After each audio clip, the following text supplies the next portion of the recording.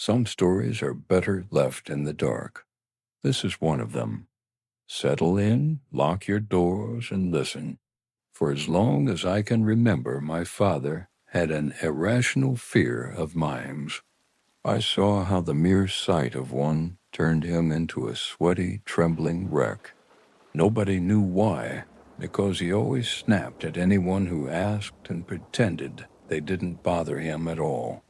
It became a running joke in the family, but I was always curious about the reason behind his strange quirk.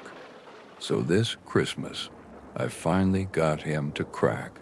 I stuffed him full of cake and got him drunk, and recorded his story on my phone almost word for word. Trust me, it's something else. He said, "Look, I came to this country in the early 90s. Times were tough for guys like me. I worked 2 jobs just to keep food on the table and a roof over my head. And even then, all I could afford was the shittiest little apartment in a crumbling old building in a crime-ridden hellhole. It was so bad you couldn't get a decent night's sleep without hearing at least one gunshot. Just a moldy, falling-apart place to live. My second job was mostly on weekends. I bartended at a local strip club. The place was a dump, and I'm not exactly proud of it, but working there beat sleeping on the street. I'll tell you that much. Because of the job, I got home late. I mean 2 or 3 in the morning late. I need you to understand just how late. I usually came home on those nights, so you can truly appreciate how insane what I saw in the elevator that day really was. It was a Saturday night, going into Sunday. I remember it well. I was exhausted and just wanted to get to my bedroom as fast as possible. I walked into the building, shuffled towards the elevator, and saw a goddamn mime waiting for me. You know the deal.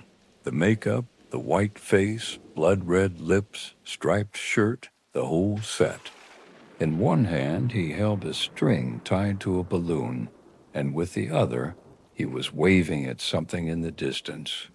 And his face was frozen in that weird, lifeless smile.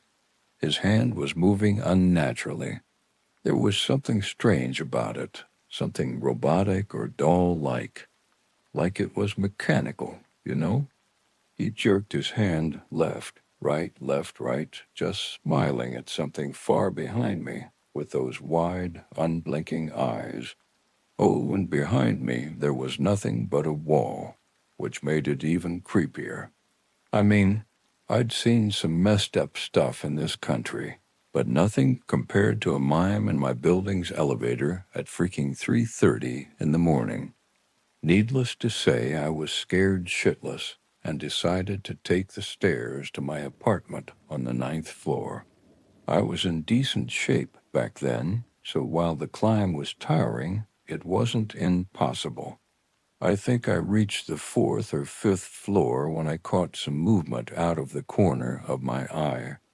I stopped, turned around, and there he was, coming up the stairs a couple of floors below me. You ever watch old silent movies? You know how characters sneak around on their tiptoes in an exaggerated way? That's exactly how he moved. His hands were clenched into fists in front of him, and he was taking these unnaturally long strides, hopping over several steps at a time, using only the tips of his toes to pull himself up. He froze the moment I saw him, right in the middle of a step, like a goddamn statue with one leg hanging in the air. In that unstable position, I expected him to topple over any second, but he didn't budge an inch. He had this weird expression on his face, almost cute, like, "Oops, Mommy caught me stealing cookies again," and his eyes were darting around, refusing to acknowledge my presence. I was on the verge of shitting my pants, but I pulled myself together and spoke up. "Hey, man, cut it out." I laughed nervously. "You got me, dude." Very funny. I was trying to rationalize it, telling myself it was just a prank or some kind of performance rehearsal. I don't have any money, man, I added. I'm broke, so you can stop now. With that, I picked up the pace and ran up the stairs. My blood ran cold when I heard him start moving again. Much, much faster this time, but with the exact same movements. I looked back again. He was just one floor below me, frozen like that damn living statue again. But this time he was so close I could see the whites of his eyes as he stared off into the distance. It was so strange. I couldn't even tell if he was a real threat or not.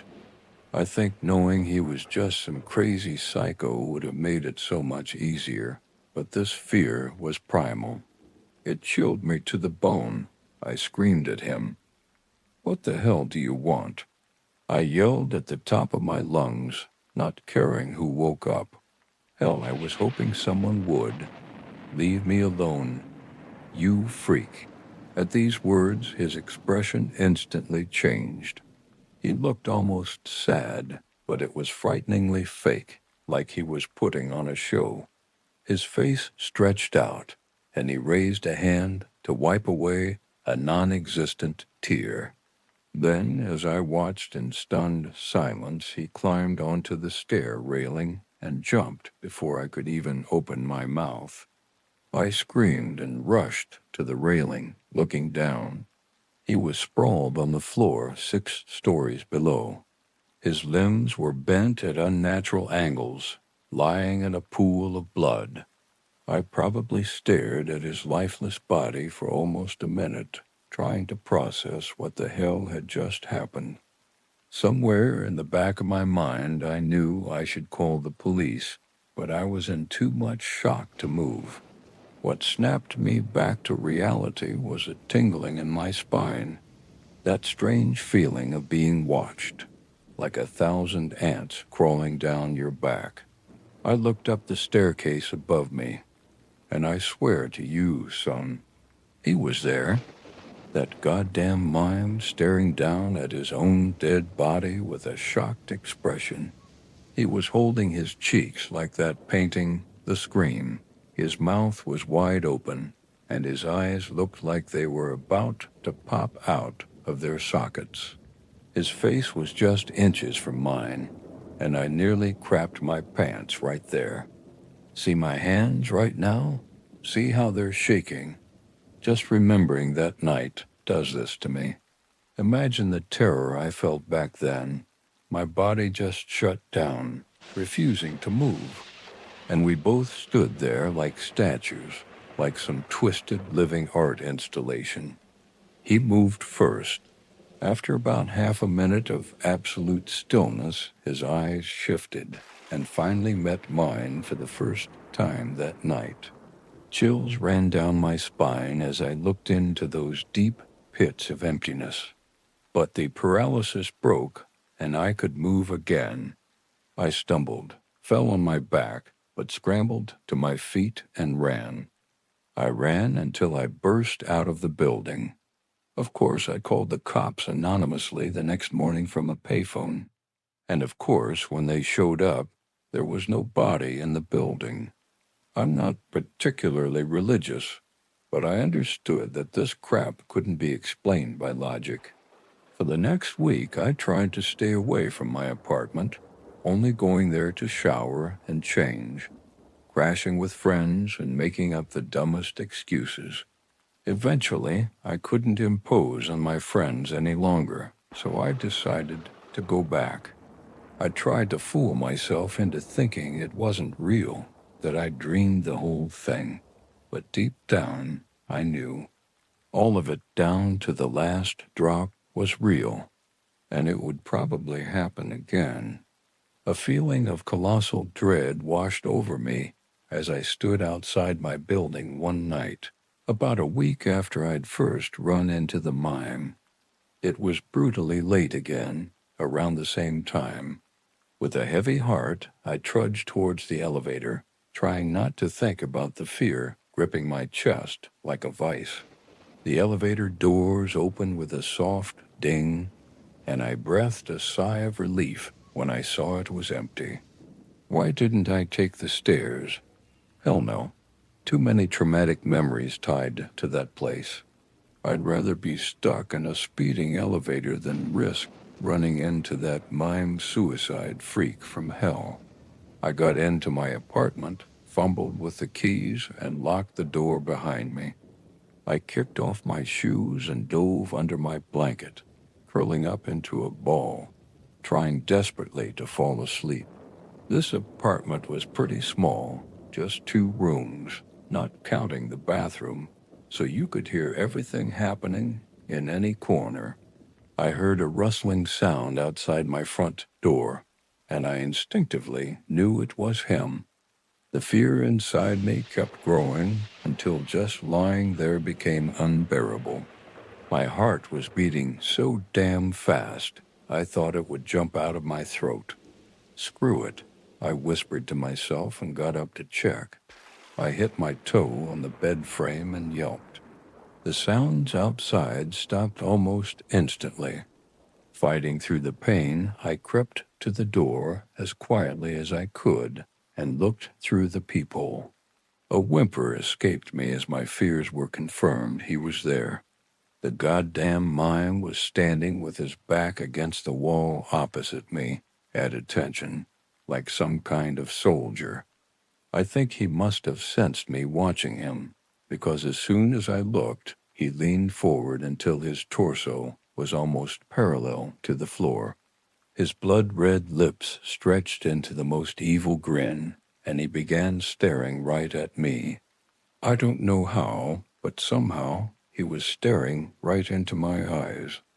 He wasn't anywhere near the peephole, so I don't know how, but I understood that he was watching me watch him. I felt his gaze pierce my soul, mocking me. He raised his palms to his face and opened his mouth, clicking his tongue. Except I didn't hear a clicking sound. What I heard was a knock, and my door started to shake. Knock, knock, knock. Short bursts of 3. I stumbled back in fear. He wasn't near the door, but it was still knocking. I didn't know what the hell was going on, but I knew I couldn't stay there another second. I climbed out the window and started descending the rusty fire escape. I heard something incredibly huge and strong smash into my apartment door. My door gave way with a sickeningly loud crunch, and I nearly fell. Soon, I was free. I got out of that hellhole of a building and stood there, gasping for air, trying to catch my breath. I looked up towards my apartment and saw him for the last time in my life. He was standing on the fire escape railing right outside my bedroom window, casually. I don't know how the hell he was balancing on that thing, but he stood there, staring down at me with that insane grin plastered on his face. He theatrically raised his hands and clapped. I watched in horror and silence as the lights in every apartment began to turn on, one by one. He was there in every goddamn window I could see, everywhere. In one apartment, he was pretending to drink tea. In another, he was juggling invisible balls. Pure insanity. But the first one kept staring at me, and then, with another clap, he turned off all the lights in the building and vanished, leaving me trembling in the dark. Jesus, Dad, I whispered. Did that really happen? Make up your own mind, he replied. I know what I saw. And you went back there? He shook his head furiously. Never at night. Never again. I moved out as soon as I found another place. What happened to that building? He sighed. I kept an eye on it. The owner had to sell it to a developer. It just stopped making money. There were a whole bunch of suicides, like 2 or 3 every year for 5 years. The new owner tore it down and built a mall there. A mall? Which one? He looked at me with an empty stare. You don't mean... My blood froze as it hit me. But they have mimes performing in the amphitheater there every month. He nodded. That's all for tonight. If you enjoyed this story, subscribe and join me next time. The fire never truly goes out in Whisper County.